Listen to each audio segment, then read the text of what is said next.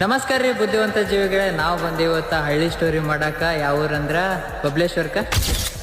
ನನ್ನ ಮಣ್ಣಿದು, ನನ್ನ ಮಣ್ಣಿದು, ನನ್ನ ಮಣ್ಣಿದು ಕನ್ನಡ ಮಣ್ಣು. ನನ್ನುಸಿರಲ್ಲಿ ಕಂಪಿಸೋ ಮಣ್ಣು, ಧಮನಿ ಧಮನಿಯಲ್ಲಿ ನರ್ತಿಸೋ ಮಣ್ಣು. ವಿಶ್ವಮಾನವತೆ ಸಾರಿದ ಮಣ್ಣು ಕನ್ನಡದಿ ಈ ಪುಣ್ಯವತಿ. ನನ್ನಡೆದ ಸೌಭಾಗ್ಯವತಿ. ನನ್ನ ಮಣ್ಣಿದು ಕನ್ನಡ ಮಣ್ಣು, ನನ್ನುಸಿರಲ್ಲಿ ಕಂಪಿಸೋ ಮಣ್ಣು, ಧಮನಿ ಧಮನಿಯಲ್ಲಿ ನರ್ತಿಸೋ ಮಣ್ಣು. ವಿಶ್ವಮಾನವತೆ ಸಾರಿ